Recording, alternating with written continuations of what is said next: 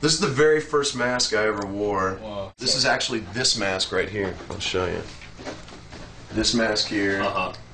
This mask on the cover of the CD. Because shortly after Ozfest, this thing started to do what it just continues to do. It was starting to gag me out, like it was melting to my face. So I had to wrap it in duct tape, and you can actually see the duct tape back here in the back. So all inside my mask was basically duct tape, and then afterwards it was just done. I was just like, oh man, that sucks. Do you think that Slipknot, circa this last tour, kind of had the same message to the fans it did in '98? I think it had a better message, you know? There was definitely a message of longevity. There was a message of connection. There was a message that we were together again, you know? And there was a message that even though we'd been through all this dark shit, we kind of like brought ourselves back together. And we fixed a lot of the shit that was wrong. And it made it exciting again. Volume 3 was really about the anger and the disappointment of almost being written off, you know, and really kind of pushed in a corner. It's like, yeah, whatever.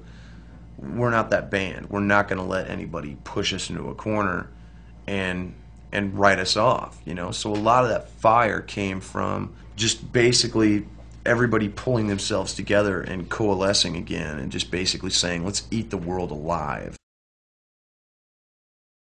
What was the shit with your dad that was coming through? The shit with my dad, well, I never met my dad, you know. I've just now recently. Really? Yeah, which is fucking insane to this day. Is really weird. But at the time, like I didn't know my dad.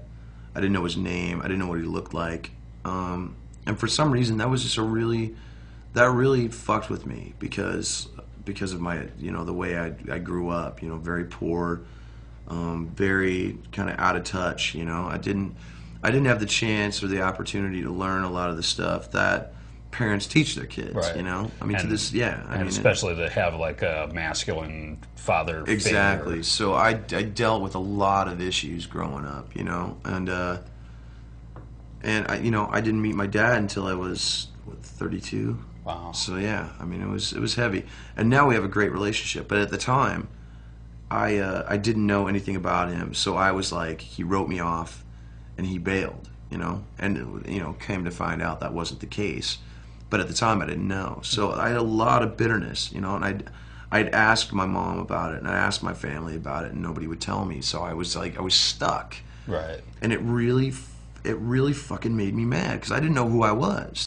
But at the same time, it helped me figure it out myself. It helped me figure out who I was myself. Instead of having a blueprint to go off of, I had to figure out my own shit. It was hard, but at the same time, you know, I think I'm better now because I did that.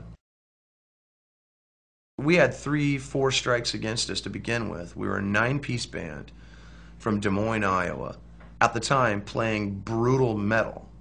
There's no way in hell we should have made it. Right. We tapped on something that was out there that people needed. You know, there was a pissed off group of people that were tired of the really soft, really dishonest message that was going on out there. And we didn't care. We were just ready to eat people alive. Can you think of like one moment, could have been this last tour, could have been any tour, where you just went, holy fucking shit, this is my life, this is my job, this is what I'm doing, this is so fucking cool? I can't think of just one moment like that, you know. There are a lot of great moments like that I have. I mean, we did 2 shows in one day in Europe. We did the Roskilde Festival in Germany. We got on a plane, flew, and headlined the Full Force Festival in Leipzig, Germany. And that we weren't even really sure if we could do it, let alone if people were going to even want to see us. They didn't announce that we were playing the Roskilde Festival because it was added later.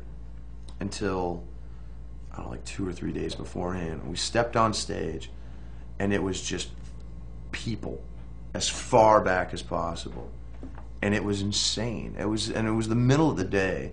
Not a lot of people knew we were going to be there, and as soon as we walked out, they were like, "Holy shit, they're here!" And we had a great show. Then jumped on a bus, drove directly to the airport, got on a plane, flew into Germany. The bus came out onto the tarmac, fucking loaded us into the bus, drove us directly to the gig where all of our shit was already set up.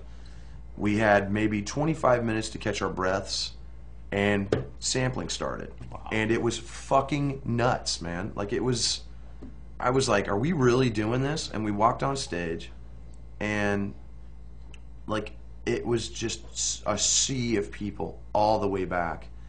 It just like, they were just ready. They'd been waiting all day, and they were ready for it. I look over, and the guys in Anthrax are watching us. You know, there's Joey Belladonna, because this is right after the reunion thing had started, you know? And I'm just like, oh, fuck.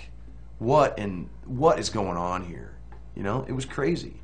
That, to me, that's probably one of the highest moments. Just the fact that we didn't think we could do it. We didn't know if we could do it. Right. And we did it, and we schooled it. A band this size, and to be honest, I mean, we couldn't have done it without our crew. Our crew fucking went above and beyond for us, worked all day on both sets, packed everything up from Roskilde, got it on the truck, got on the plane with us, went back there, and then loaded the whole shit again at the end of the night. It's yeah, I mean, just the fact that we had a crew that was dedicated enough to do that with us was awesome. Yeah. You know, being in Slipknot is a lot like having cysts removed from your body. It's got to be done. It's painful as fuck, but at the end of the day, it feels really, really good. Excellent. Cool. I don't even know if any of that's true, but I believe it. I really believe it. Fantastic. Cool. Right on, man. All Awesome right, no pleasure. problem.